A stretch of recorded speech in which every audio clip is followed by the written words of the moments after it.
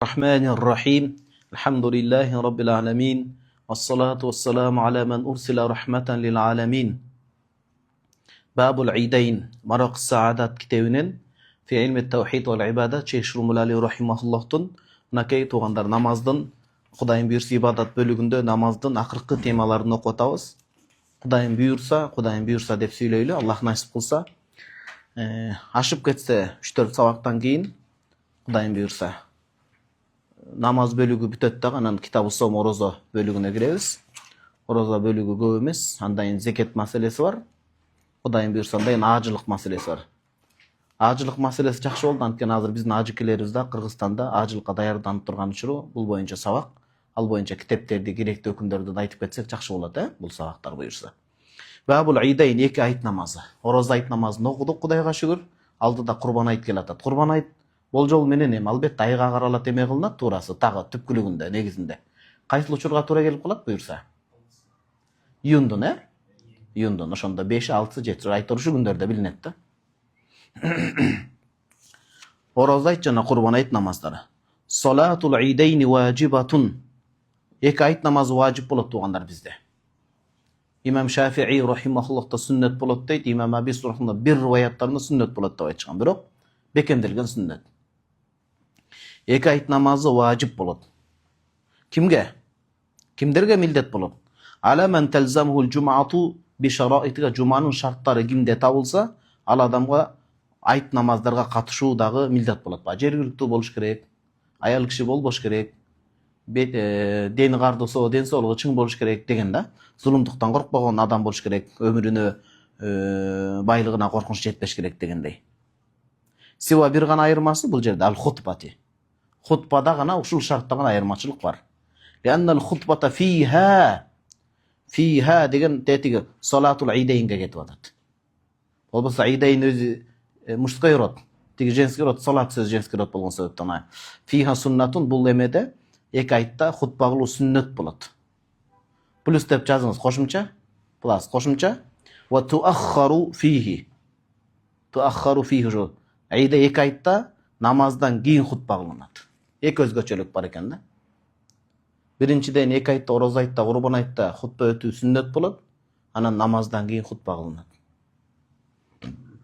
Туугандар, ороз айтта садака фитрге тиешелүү маселелер козголот, жалпы маселелердин ичинде.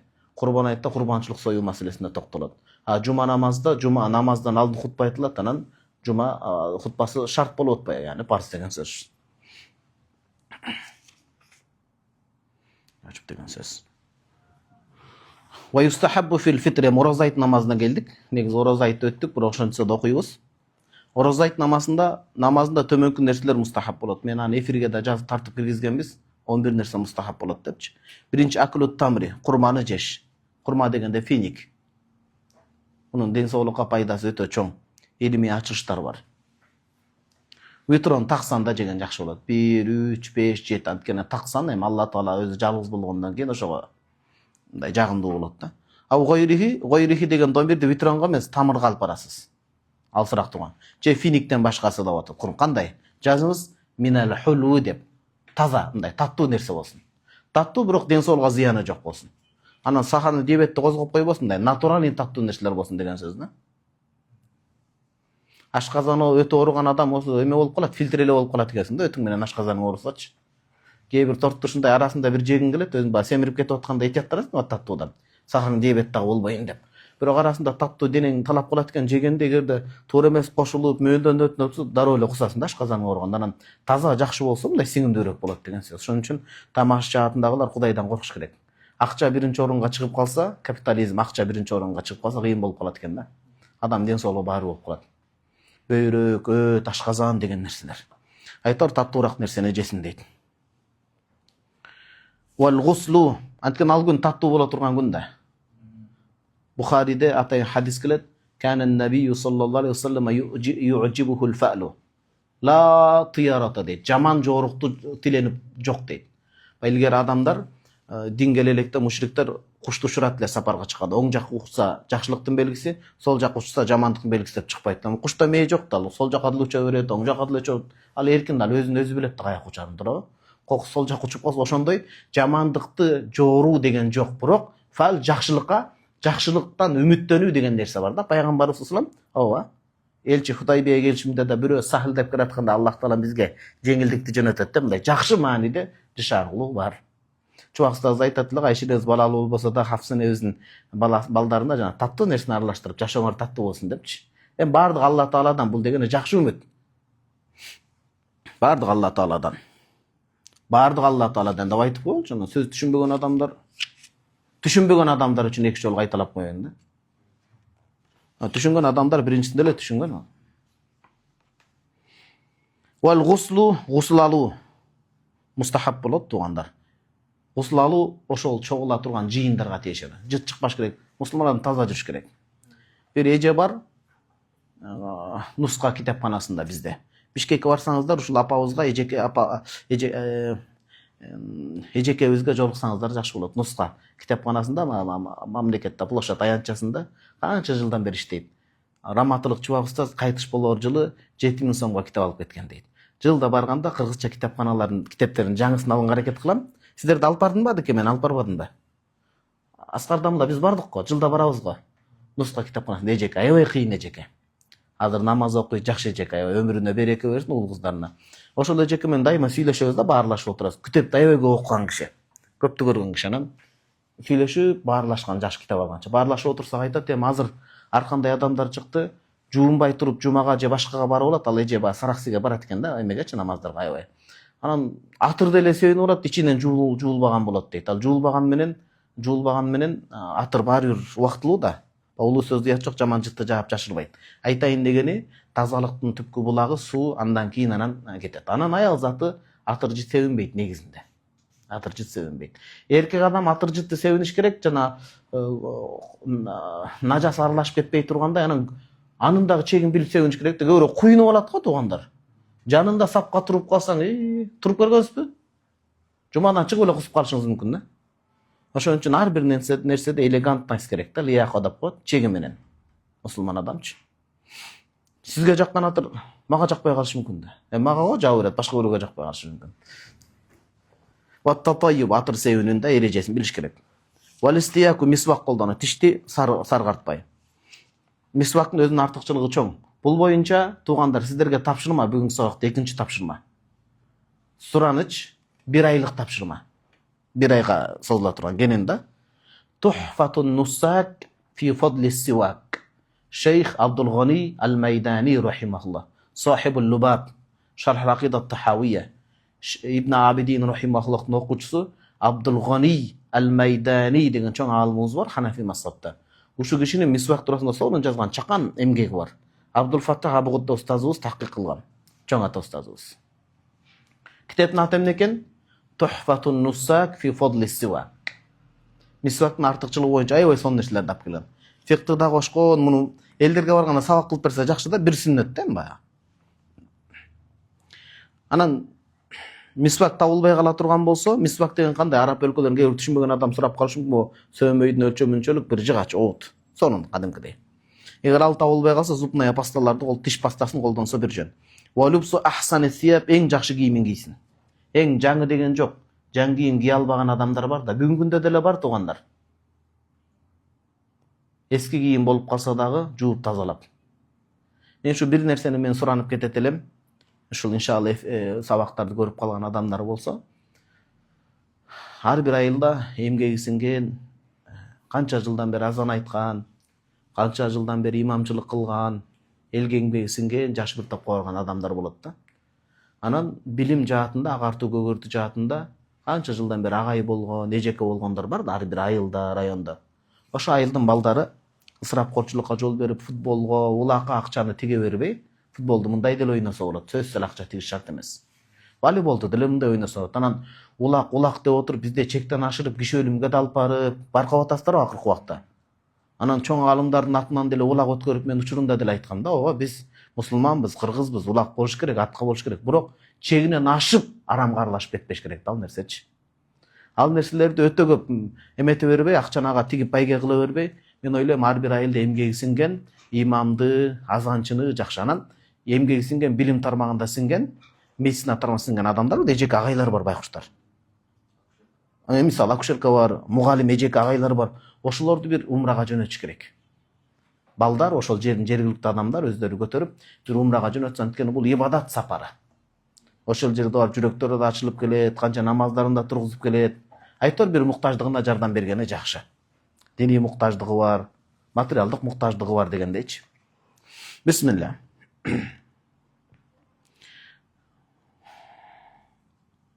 Ва адау садакатул фитри. Мустахаб амалдар кетип атат туугандар, айт намазына, орозо айт намазына чыгуудан садака фитрди чыгарган жакшы. Өз садака фитрди орозо айтка чейин чыгарса боло берет. Бирок ошо орозо айттан кечикпегенде жакшыраак. Кечигип өткөндө суроо келди го. Калып кеттим бере албай десе, Ханафи мазхабта моюнда важип боло берет, чыгарыш керек. А Шафии мазхабтарда орозо айтка чейин чыгарса чыгарды, болбосо ал жөнөкөй садака болуп калат деп хадистин зохирин алынат. Ага кишилердин далилдери бар, алардын ушундай. Бизде моюнда важип болуп кала берет.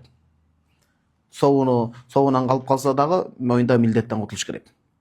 Ва касратис садакаты көбүрөөк садака чыгарыш керек 2 айт күнү. Бихазаб кудратик, бирок өзү кыйналып калбагандай кудуретине, мүмкүнчүлүгүнө, алы шартына жараша деп атат. Садака чыгарып жүргөн жакшы өзүчү.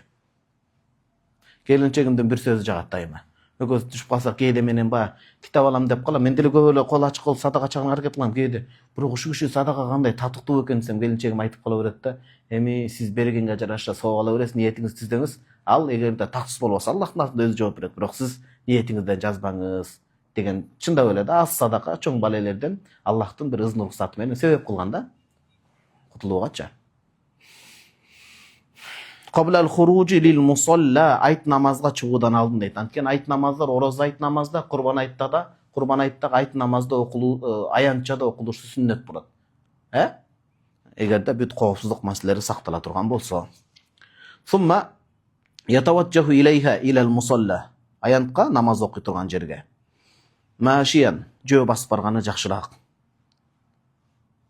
Эрте чыгып жөө басып барганы жакшыраак. Биякта жүрөр, Кыргызстанда аябай сагынып каласыз да, Ганимет Таксырым.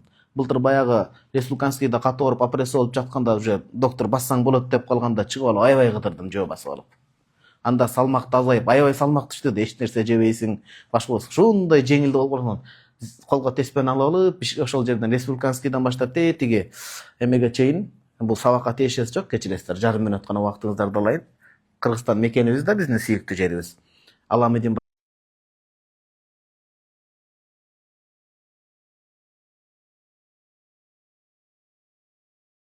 намаз маселе чечилди, аябай сонун болду. Айтайын дегеним, ибадатка эртерээк чыгып барып, эмне деген табият биздин эле? Ата бабалардын өткөн тарыхын элестетип басасың. Сонун. Чынын айтыңыздарчы, айт күндөрүндө айттаганды сагындыңыздарбы Кыргызстанда? 3 күн айттай элек го чиркин. Ошол пейил көтөрүлүп кетпесе экен деп суранам да. Ошо пейил. Сумма ятаваджаху илейха, ошол намаз окуй турган жерге, айт намаз окула турган жерге жөө басып барганы жакшыраак, мустахаб болот. Мукаббирон такбир айтылат, бирок орозо айтта сиррон ичинен купай айтылынат. Ва яхтауху, качан такбирини токтотот, кесип токтотот, бифтитахи солатул айт, айт намазы башталганда. Микрофонду алып соффан тизилгиле, жамаат тизилгиле деп айтып анан башталат, ошондо такбирин токтотсун дейт. Бул жана ажыга барган адам ихрамды кийгенде лаббайканы айта берет, качан барып биринчи тавафка киришкенге чейин дегендей эле да бул дагы. Ва яржу мин тарихин ахара. Жазыңыз ин амкана деп. Мүмкүн болсо башка жол менен кайтып келсин. Анткени ар бир кадам кыяматта күбөгө өтөт. Ушул адам мени басып, үстүмөн басып өтүп, жум эмеге айтка барган деп. Сооп көбөйтүлөт да. Анан экинчиден пайгамбарыбыз саллаллаху алейхи вассалам ошондой кылган. Ва юкраху танаффулу фил масжиди мутлакан. Масжиди дегени мечитте мутлакан. Айт намаздан алдын дагы, айт намаздан кийин дагы нафил окуу мечитте эмне болот дейт, макрух болот. Ал күнү майрамдамай, кыргызча сүйлөй турган болсок, сонун чардамай күн да. Чубакта суроо, ошол күнү көп жеп тое жабасы эмне болсо, курсаң жарылып өлүп кетсең дагы соопто болосуң дегендей кылыпчы. Сонун түшүнүктүү кылып айткан го. Чардамай күн. Ал күнү кадимкидей туугандар менен маанайды көтөрүп, ал жерде кечиришип, кээ бир адамдар ошондой күндөр каба кар жаап калышы мүмкүн да, жок. Кечиришип алдын ала эметип мындай жадырап, жайнап, жаз маанайы тартыла тургандай, майрамдай турган күн да. Ва фил бейти кобла халем, үйдө болсочу, айт намазга чыгуудан алдын намаз окуу макрух болот, нафил. Барып келгенде үйүндө окуса зыяны тийбейт. Бир окуясын айтып берейин. Жауһаран Нейрада Абу Бакр ибн Али ал-Хаддад хижраттын 8-жылы кайтыш болгон. Анан анын чоң шарты негизги Сыражул Хажда Али радиаллаху таала анху халифа болуп турганында жан жөөкөрлөрүн алып айтка баратса, адамдар намазканада намаз окуп да аянтчага баратсыздар. Бу кандай намаз деп окутуп сурайтканда, кандай намаз окуп атасыңар? Лам накун нa'хидуха фи замани Расулилlah саллаллаху алейхи вассалам. Пайгамбарыбыз саллаллаху алейхи вассалам доорунда мындай намазды көргөн эмеспиз. Болбосо пайгамбар саллаллаху намаз ушунчалык көңүл бурган көзүнүн карагенинде. Бирок окубай элесе бир адам мен ба. Биринчиден пайгамбар саллаллаху алейхи вассаламдын күйөө баласы, экинчиден сахаба даражасы жогору. Үчүнчүдөн илимдин эмеси болгон сахабага момундардын башынан жакшы сыйырмат көрсөтүп койбостон минтип айтат да бир киши дагычы. Бул намазга Аллах таала бизди азаптабаса керек деп жооп берет да. Жооп бергенде Али радиаллаху анху сөз тапкыч болгондо айтат, Аллах таала азаптабашы мүмкүн го, бирок сооп дагы бербейт депчи. Анткени пайгамбар саллаллаху алейхи вассалам кылбаган нерсени кылып атасың депчи. Элестетиңиз эми сиз нчыкпай макул хоп болот таксырым десе маселе бүтмөк да, туурабы? Бир адам. Дагы бир экинчи окуяны кошуп коеюн, муну кече мен сужуду сахвда айтышым керек эле. Жаңылуу саждасында. Азыр монтаж деген нерсе бар, алып кесип чаптап койсо мейли. Туура мааниде, сөздү бурмалап жанагындай мааниде эмес, ал арам болот, туура эмес болот. Мухаммад, имам Мухаммад, Ханафи мазхабта, имам Мухаммад ибн Хасан Шейбани шейхим. Имам Абу Ханифанын окуучусу, Нашир мазхабын таркаткан Роббани чоң алымыбыз. Тилде худжа болгон, фикта, эмне деген мухаддис алым болгон бүт тараптан. Ошо киши Ибн Халати деп келет. Бул кайсы китепте келет? Китеп менен сүйлөйлү. Хашиятут Тухтави ала Марокил Фалахта келет. Кайсы китептен көчүргөн? Мудлмарот деген Ханафи китептен көчүргөн. Айтат, Ибн Халати тайежесинин баласы болуп атат да. Тайежеси тууган болуп атат да. Тайежесинин баласы имам Кисаи. Кисаи деген ганимет чегим. Чоң лугавый алым болгон. Имам Кисаи өтө чоң лугатта араб тилде мындай сөз этибарга алынган алым болгон. Болбосо араб эмес өзү. Анан ошо кишиге жолугуп айтат да, имам Мухаммад рахимахуллах, лима ла таштагылу бил фиқс, неге фиққа көңүл бурбай атасың дейт. Фиқтан билет турган, неге тереңдеп ушуга кирбей атасың десе, тиги киши айтат, ман атқана илман вахидан, ким бир илимди өтө терең түшүп окуса, яхдихи ла сайр улум, Аллах таала өз артыкчылыгын башка илимге дагы жолдорду ачып берет дейт. Канандай болсо мен сага суроо берейинчи дейт. Ман саха фи сужуди сахвиге ма хукмугу дейт. Бир адам намазда жаңылышса, важипти таштап жаңылышса эмне болот эле? Ал кемчиликтин ордун эмне менен толтурат? Жаңылуу саждасы менен толтурат. Имам Мухаммад рахимахуллах деги имам Кисаи тайежесинин баласын суроо берип атат. Жаңылуу саждасында өзү жаңылышып кетсе эмне болот дейт. Түшүнүңүз да? Жаңылуу сажданы кылып атып тура эмес кылып атат да. Яны кайрадан жаңылуу саждасын кылабы же эмне болот десе. Фалабиса малиян дейт. Бир канча убакыт ойлонуп туруп берки Кисаи. Араб тил жана ойлонуп туруп. Ла саху алейхи сажда кылбайт, жаңылуу саждасын кылбайт дейт. Ошол жаңылышып атса да ошо кылган өтөт, толуктайт бүт кемчилик каталарды десе. Туура жооп бердиң. Мен айна лака хада, муну каяктан алып чыктың дегенде, араб тилинде эреже бар. Ал мусаггару ла юсаггар. Мусаггар деп бар кичинертүү формасы. Анас десе анасчик деп айтат го бизде. Калысчик деп айтып калышы мүмкүн. Калыс эле негизичи түшүндүрүү үчүн айтып атам да. Анасчик же балам козу деп. Чубакса ушинтип эркелетип коет эле, козу депчи. Ошентип кичинертүү формасы бар го. Кичине рожулун эркек десе, ружайлын эркек сымал депчи, мындай. Кичинекей эле болот, бирок өзүн минтип басып жүрсөчү мисалы. Ошондо бир кичинертилген сарф, бул морфология илими болуп атат. Бир сөз кичинертилсе, ал улам кичинертилбейт. Болду, бир эле жолу кичинертилет деген жерден алып чыктым дейт да. Бирок ойлоп калбагыла, анда мен бир элимде окуйм, фикх менен эмне кыйнап атасың калыс бизде анда депчи. Биринчиден имам Кисаинин даражасына жетиш бар. Анан экинчиден сиз фикхте окушуңуз керек тууган. Эртең Кыргызстанга барсаңыз, марказ эле окуп келдим десеңиз деле Эгипетте жүрүп келсиң фикхте сурай берет да, туурабы? Бирок ошону селде кийип келаткан экен, сону башка селде кийип. Сулламул Ахдari деген шархында бул окуя. Кечиресиз анан китепке кирип. Селде кийип келаткан экен, бир адам суроону сурай берген, унчукпай туруп, таксыр суроолоруңузга жоопту билбеймин десе. Эмне селде кийип жүрөсүң анда десе. Мен анда деп селде кийип, өзүң жооп берчи дейтим да.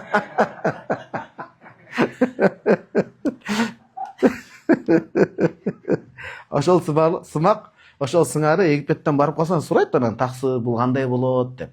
Биринчи минтип сынап сурап баштайт. Таксыр, таарат алып атканда бутту жууш керекпи же носкинин үстүнөн мас тартабы деп. Носкинин үстүнөн боло берсе, беймазхап экенсиң деп туура эмес болуп калат. Туура фикта носкинин үстүнөн намаз тартылбайт. Жакшынакай кылып туура жооп бериш керек болот. Демек, жогорку сүйлөмдү кайра кайталап коеюн. Ва юкраху танаффулу фил масжид мутлакан. Мутлакан деген абсолюттук түрдө кандай? Qabla as-salati wa ba'da as-salat деген сөз. Айт намазга чыгуудан алдын же айт намаздан кайтып келатканда дагы мечитте нафил окулунбайт. Wa fil bayti qabla. Алем үйдөн айт намазга чыгуудан алдын үйдөн окулунбайт нафил. Барып келгенден окуса болот. Духа, ишроq намаздар окулунбайт деп атат да мечитке барыпчы. Айт күнү эң чоң намаз менен баштасын да. Келгенден үйүндө окуса болот. Ва вактуга ораза айттын убактысы жалпы эле айт намазынын убактылары кайсыл? Min irtifa ash-shams. Күн чыгыш тараптан qadr rumhin.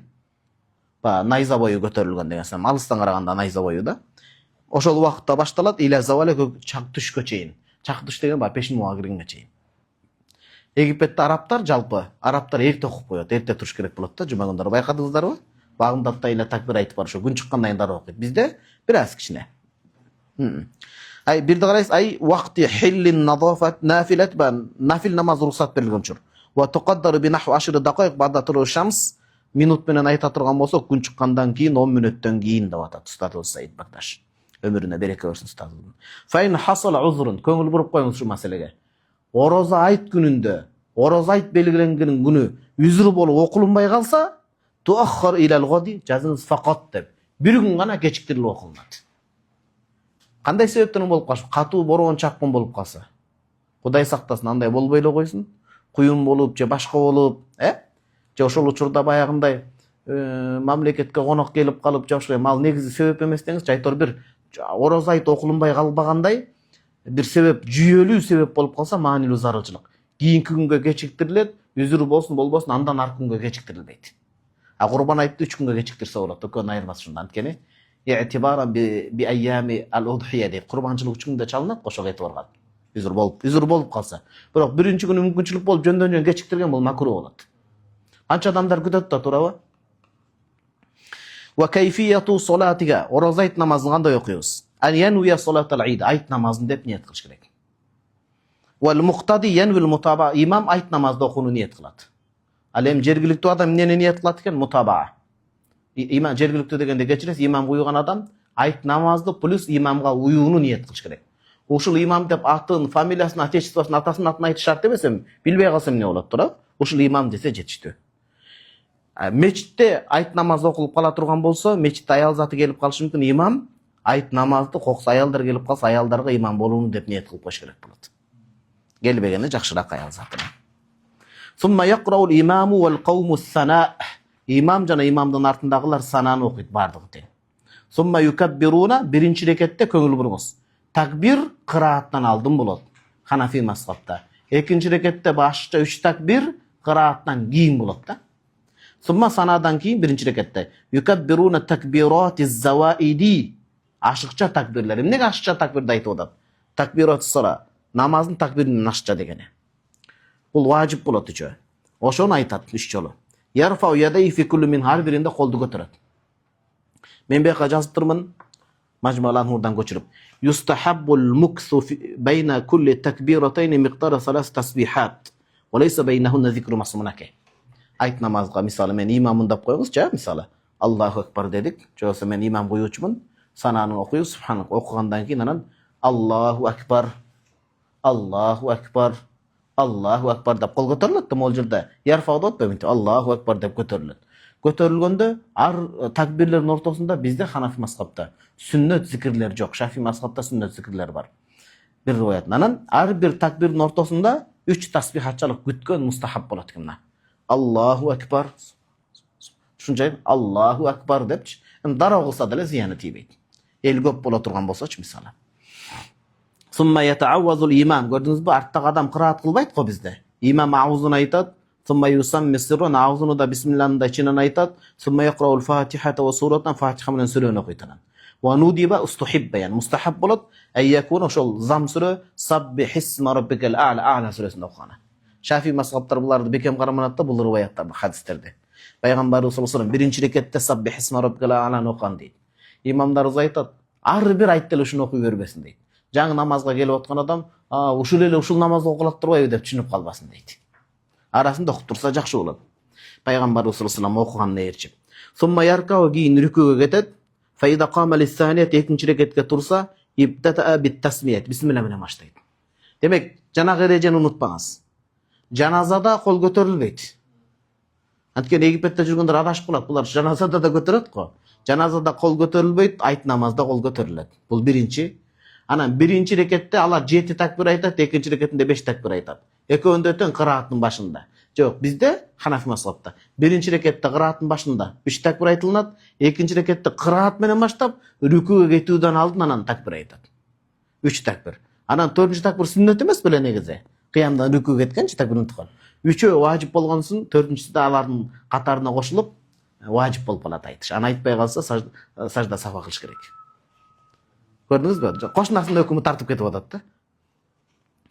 Болуптур туугандар. Экинчи рекетти бисмилла менен баштайт, Фатиханы окуйт, кийин сумма би суратыл гошия жазыңыз.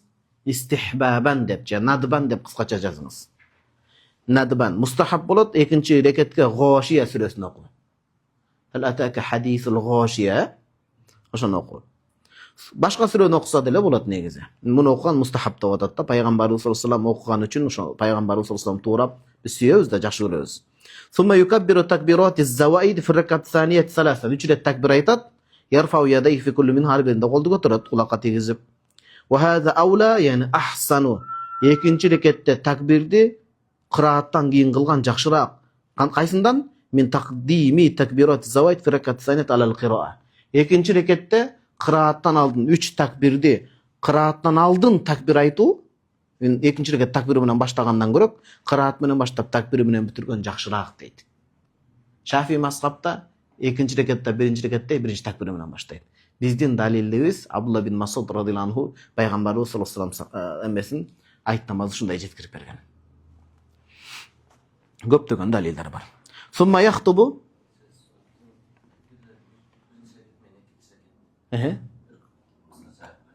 болду, сөзсүз. Мынакей. Биринчи рекетте Аллаху экбар. Анан сананы окудук да. Сана окугандан Аллаху экбар. Аллаху экбар. Кээ бирлер мынта юрсүлү дегендер бар, эми кыраатын алып Аллаху экбар. Анан имам аузун айтат, бисмилланы айтат, Фатиханы окуйт, замсырын окуйт, Аллаху экбар рүкүүгө кетет. Экинчи рекетке турганда, Фатиха имам бисмилланы айтат, ар бир рекет башында бисмилла айтылат эмеспи? Фатиханы окуйт, замсырын окуйт, анан Аллаху экбар, ашыкча мына важип болот такбир.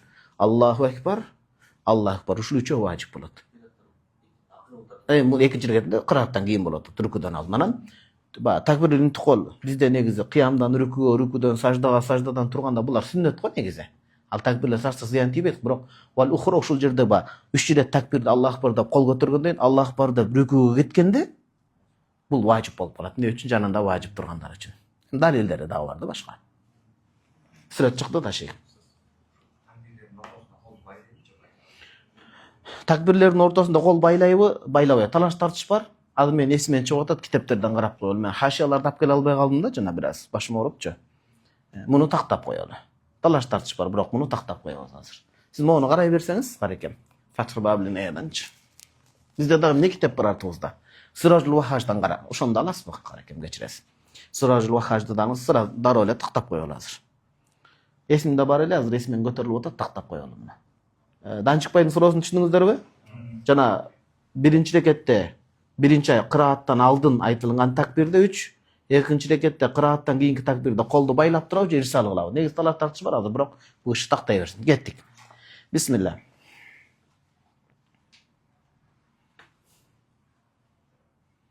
Сумма яхтубу хутбатайни. Намаз ораза айт бүттү туугандар ошо менен. Ораза айт бүткөндөн кийин имам 2 рет хутба кылат. Ортосунда өлүнүп кетчи. Бираз отуруп. Юаллиму фихим 2 хутбада ахкама садакатул фитр. Садака фитрдин өкүмүн айтат. Туугандар чыгарып бергиле, бул важип болот. Оразадагы кемчиликтердин ордун жабат, кемчиликтердин ордун толтурат. Будайдан болсо мынча, дигинден болсо мынча, бирок ошонун ичинен эң арзанын тандап берип койбой, кымбатынан алып бергиле. Анан бул эң минималдуу өлчөм. Ким кошуп берсе, анда ал Кудайга жагыптыр, Алла Таалага. Анан жакын туугандарыңарга да бергиле, бир чети садака фитрден кутуласыңар, муктаж алыс туугандарың. Экинчи туугандыкты бекемдейсиңер деген маселе. Wa ahkamul adha, көңүл буруңуз. Аракет коюңуз. Adha болсо фатха бересиз. Анан шамал эметип атабы терезеден, улгансып. Эгер да та марбута келсе туугандар, көңүлөр удхия деп аракет коебуз араб тилинде. Удхиятун, курбанчылык. Адха деген курбан айт намазы. Wa ahkamul adha, курбан айттын өкүмдөрү кал фитри, ораза айт сыяктуу эле. Lakinnahu бирок курбан айтта юаххирул акла анис салати, намаздан кийин келип жеген мустахаб болот деп атат. Намаздан кийин келип жеген. Эмне үчүн туугандар, анткени курбанчылык союлат да. Эң биринчи желе турган тамагы курбанчылыктан мал, ошо курбанчылыкка союла турган эттен болсун дейт. Көңүл буруп коюңуздар туугандар. Курбан айтта намаз окуп келгенден жеген мустахаб дедик. Вакыйла кээ бир алымдар айткан юсанны мутлакан деп. Сүннөт болот деген кандай? Курбанчылык сое турган адам деле, сойбой турган адам деле тамак жебей баруусу сүннөт болот деген. Мачка болуп кыйналып калды. Вакыйла кээ бир алымдар айткан юсанну лиман юдахидуна гайрихи, мажмуалан турда келгендей. Ким курбанчылык сое турган болсо, ошол жебей барсын. Ана курбанчылык сойбогон адам жей берсин, ал күткөндө эмне? Ачка калып безергенде эмне дегендер бар. Туурасы мустахаб болот жалпы жагынан. Баары бир жейт да, бирөөнкүн эметсе да, сыйгонок болсун. Лекин бирок жеп койсо эмне болот? Курбан айтта жеп коюп барса. Кээ бир адамдар макрух болот деген Мажмуал Анфурда Шейхизада айтат, лекин лау акала ла юкраху. Бирок жеп койсо макрух болбойт дейт. Жебей барган жакшыраак да. Ва юкаббиру фи тарик жахран, экинчи айырма, курбан айтта жолдо жарыя айтып барат туугандар, такбирди. А ораза айтты ичинен айткан. Ва юаллимул удхията, имам намазды бүткөндөн кийин тиякта ораза айтта садака фитрди үйрөтсө, бул жерде имам юаллиму ал удхията, курбанчылыкты кандай сою, эмнеден союлат, канча адам шерик ташалат, бодомалдар. Бүт өкүмдөрүн баяндап берет. Ва такбиру ташриqi фил хутбати, хутбада курбанчылык жөнүндө сөз кылгандан кийин такбиру ташриq важип да. 8 рекет талаш бар, 23 рекет талаш бар. Айтор ошо такбиру ташриq түшүндүрүп берет. Такбир айтуу, ташриq деген сөз эмне? Ташриq деген арабтардын сүрсүгөн эт деген сөз. Курбанчылыкта малдарды Мекке коктоголот болгон таштардын үстүнө жанагы этти сүрсүтүп жайышкан, кургатышкан. Ошондо кургатылган эт сүрсүтүлгөн, кургатылган күндөр барып ошонун такбири деп аталып калган да. Такбири ташриq деген үчкүн. Ва туаххару, жана алдын ала айтканмын. Курбан айт намазы кечиктирилет дейт, би узрин, үзүр менен эла саласта таямын 3 күнгө чейин. Анткени бул эмнеге мен бияка жазып койдум? Хасаба тaqitил удхияти, курбанчылык 3 күнгө союлса болот го, ошол сыяктуу. Бирок биринчи күнү сойгон жакшыраак. Ва такбиру ташриqi важибун, намаздан кийин такбиру ташриq важип болот. Качан? Мин фажр арафата, арафа күндөн баштап, ажылар арафага тургандан баштап. Ила асрин нахри, курбан айттын асырына чейин. عند الإمام أبو حنيفة رحمه الله تعالى بعد كل صلاة مفروضة ар бир намаз уддият би жамаатин мустахабба, мустахаб жамаат менен окула турган болсо деп атат. Кимге милдет болот? Ала имамин муқимин би Мисрин, шаарда жашаган имамга, ва ала ман ихтада бихи, жанага уйгандарга деп атат. Бул бир фатва имам Абу Ханифа жергиликтүү болуш керек дейт. Кээ бир фатвада Мажмуал Анфурда келет, мутлакан жалпы эле. Жалпы эле парз намазды окугандарга ошол айттарда такбир ташриq милдет болуп калат. Неге десе, айтышат, лианна табаун лил мактуба, такбир ташриq парз намазга ээрчит. Ким парз намазды окуп атса, аркасынан такбир ташриq айтыш важип болот дейт. Этият ошол экен да. Демек имам Абу Ханифа рахимахуллах Арафа күнүнөн курбан айт күнүнө чейин дегенде 8 намаз болуп калат. Жазып коюңуз ушул жерге 8 намаз деп. Буга фатва берилбейт. Имам Абу Ханифа рахимахуллахтын далили күчтүү болгон эмне үчүн буга фатва берилбейт? Азыр алымдар түшүндүрөт аны. Ва кала, эки шакирт айтат, сахибанчы имам Аби Юсуф рахимахуллах, имам Мухаммад рахимахуллах. Яжибу милдет болот, вала укала мунфаридан. Көрдүңүз, фатва ошого берип атат. Имам эмне деп атат? Жамаат менен окулган намазда деп атат. Адам жалгыз окуп калса, анда эмне кылат деген сөз, такбир ташриq айтпайт деген сөз чыгып атат. Же мусафир же урлуу болсо. Туурасы бул жамаатка каралбайт, бул парзга байланат. Ошо экинчи сөзгө фатва берилет. Яжибу вала укана мунфарид, жалгыз намаз окуса. Анткени жалгыз окуган адам парз окуйбу, окубайбы туугандар? парыз окуйт. Ошон үчүн мунфаридан дегенге жазыңыз. Лианнаху табаун лил мактуба деп. Лианнаху не деп жазабыз? Лианнаху деген такбирут ташриқи деп атат. Такбирут ташриқ табаун лил мактуба, фард намазга ээрчийт деген сөз. А фард намазды мусафир окуса деле, жалгыз адам окуса деле, оорулуу адам окуса деле эмне болот экен милдет болуп эсептелет. Ау мусафирон же мусафир болсо деле, ау карауиен же айылда болсо деле, көрдүңүзбү? Иля асрил хамиси мин яуми арафата. Арафа күнүн 5-күнүнө чейин дейт. 5-күнүнө чейин деген сөз жазыңыз, бул 23 намаз деген сөз. Фатвашыга берилет. Анткени имам Абу Ханифа рахман далили күчтүү болгону ибадатта толбой калса эмне болот деп этияттык тараптан ушуга фатва берилет. 23 намаз. Бул мен бияка жазып койдум. 23 намаз деген эки шакирттин эле сөзү эмес. Ва ихтар риваятайн анил имам, имам Абу Ханифа рахман бөлөк бир риваятында да ушинтип келген. Бөлөк бир фатвасында. Ва бихи ю'малу дейт, жазыз ай бихи юфта деген сөз. Фатва ушу сөзгө берилет. 23 намаз такбир айтылат. Вала баъса бит такбири баъда салатул ид дейт. Айт намазынан кийин эле такбир айтса деле ла баъса, зыяны тийбейт, бирок андай кылбаш керек. Айт намаз бүткөндөн кийин такбир айтпай турсун. Неге дегенде имам эмени айтат да, хутба үйрөтөт. Ай баъда салат ва qabla yabda al-khutba bil khutba. Хутба баштаганга чейин айтса мейли дейт, бирок имамдын хутбасын тынчыккан жакшыраак. Ва хуа ан якула такбир эмне? Аллаху акбар. Аллаху акбар. لا إله إلا الله والله أكبر الله أكبر ولله الحمد. الله تعالى улук, Allah Taala'nын кадыры бар бийик, Аллахтан башка сыйынууга тактыктуу зат жок. Allah Taala улук зат, Allah Таалага баардык мактоолор болсун деген мааниде. Ва юстахаб ан язида, могул дуаны кошкон дагы жакшыраак болот. Аллаху акбару кабира хадистерде келгендей. Валхамдулиллахи касира ва субханаллахи ва бихамдихи букрата ва асила. Yani Allah Taalaga мактоолор. Аллаху акбару кабира деген Аллахтын даражасы чында улук. Валхамдулиллахи касира көптөгөн мактоолор болсун. Аллах күнөөлөрдөн таза зат. Аллахка мактоолор болсун. Букрата эртең менен ва асила жана кечинде дейт. La ilahe illallahu вахтах. Аллахтан башка ибадатка татыктуу эч ким жок. Садака ва'да. Аллах уадасын өтөөсүнөн чыкты. Ва насара абдах. Пендесине жардам берди. Пайгамбарыбыз саллаллаху алейхи айтып атат. Ва а'азза жундаху. Пайгамбарыбыз саллаллаху аскерин күчтүү кылды. Ва хазамал ахзаба вахта. Ахзаб согушу. Анан жалпы эле пайгамбарыбыз саллаллаху алейхи каршы турган кошуундарды жок кылып ташталканын чыгарды дейт. La ilahe illallah ва ла нa'буду илля ия. Аллахтан башка эч кимге сыйынбайбыз. Мухлисина лахуддин. Аллага гана ихлас кылабыз. Yani түз Аллага арнап ибадат кылабыз. Валау карихал кафирун. Капырларга, мусулман эмес кайыр диндерге бул жакпаса дагы. Аллахумма салли ала сайидина Мухаммад ва ала али сайидина Мухаммад ва ала асхаби сайидина Мухаммад ва ала азважи сайидина Мухаммад ва ала зуррияти сайидина Мухаммад ва саллим таслиман касиран. Пайгамбарыбыз саллаллаху алейхи вассаламдын өзүнө, үй бүлөсүнө, сахабаларына, пайгамбарыбыз саллаллаху алейхи вассаламдын үй бүлөлөрүнө, жубайларына, уммахатул муъминин момундардын энесине, жана пайгамбарыбыз саллаллаху алейхи вассалам ахли байт урпактарына көптөгөн салам салаваттар болсун деп салават менен бүтүргөн жакшыраак мустахаб болот. Мисирде ушуну айтышат Египетте. Ватташаббуху бил вакифина би арафатин. Мону жакшы түшүнүңүздөр, макыркы сүйлөмдү. Сүрөтүн чыгарып коеюнбу? 1 минут бияка карап коесуздарбы? Ажыга барган адамдар ал күнү Ал-Хаджу Арафа деп ажылыктын эң чоң парыздардын бири Арафада туруу болот. Арафада туруу болот. Ажыга барбаган адамдар өздөрү бир жерге чогулуп, Арафатта өздөрүн ажыда жүргөндө элестетип, Арафатта туруу, Арафатта туруу.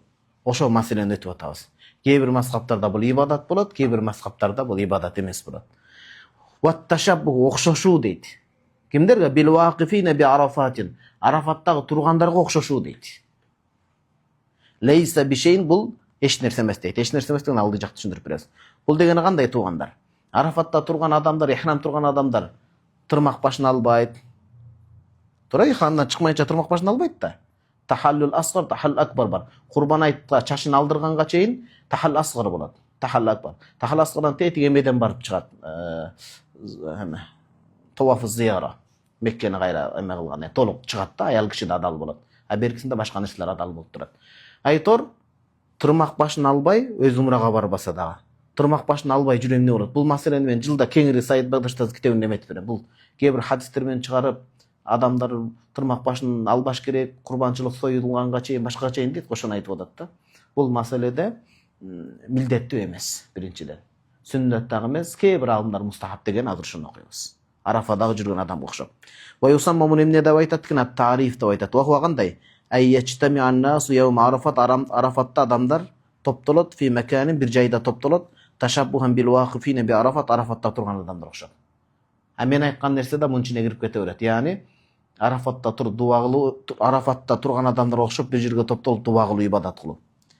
Ва маана каулихи лейса би шейин деди. Арафатта барбаса да ошого окшогондорго окшоп туруу эч нерсе эмес деди. Кыйла ай гойро мутабар, этибарга алынбайт бул дейт. Ва аннал мурада бихил караха, макрух болот антип динге жаңылык киргизген деп атат. Ва кыйла ла юкрух, макрух болбойт дейт кебира. Ва кыйла мустахаб, мустахаб болот дейт. Ва кыйла мубах, ушуга барып калат, мубах болот. Күнөөсү деле жок, зыяны деле жок. Ниетине жараша эсептелет. وهو ما ختم به ابن عابدين رحمه الله والخلاف بين علماء المصر فيه واضح تلاش ترش باردين بحر رايق علم زين بن نجيم دغرا تحت حاشية تحت على مراقل الغرادين وللإمام الحافظ ابن ناصر الدين الدمشقي 742 жыл айтыш болуптур, 8 жыл маалымы. Рисалат Латиф ушул боюнча атайын жекече эмгек жазган дейт. Majlisun fi fadli yawm Arafa, Arafa күнүнүн артыкчылыгы туурасындагы отуруу деп. Ошол китептин 69 бетин караңыз. Faqat jama fihi man fa'ala hada at-tarif min as-sahabati was-salaf radiyallahu ta'ala. Сахабалардагы Арафага жетишпей калса, Арафада турганда ибадат кылгандары болгон деп атат. Ошон үчүн муну бир ооздан макрух дей албайбыз, яны мубах, мустахаб, ниетке жараша деген туурараак болот. Subhanakallahу ва бихамдик, нашхаду ан ла илаха илля ант, настагфирука ва натубу илейк. Туугандар, уруксат берсеңиздер, бүгүн ушул жерден сабакты токтотолу. Бабул кусуф вал хусуф, анан бул жерде бабул истисқа, бабул салатул хауф. Эртең күнгө ушул 3 намазды даярданасыздар. 3 теманы. Кусуф күн тутулган намаз, вал хусуф ай тутулган учур, бабул истисқа түлө өткөрүүчү. Же Кудай деп коет да, бул термин. Кудай дегени кандай? Түлө өткөрүү деген жамгыр жаабай калганча жер какырап, жутчулук, каатчылык заманы болгондо, анан акыркы бабыл катуу коркунуч келгенде намаз кандай окуйт? Душман бастырып келгенде Кудай сактасын. Ушул үчөөнө бир даярданыңыздар. Анан бул жерде буюрса жаназа өкүмдөрү, маркум болгон адамга намаз окуу, шейит бөлүмү, буларды бир сабак кылганга аракет кылалы. Анткени тема бири-бирине уңгулашта маанилеш. Subhanakallahumma bihamdik, nashhadu an la ilaha illa ant, nastaghfiruka wa natubu ilayk. Allahumma allimna ma yanfa'una wanfa'na bima 'allamtana, rabbana zidna ilma.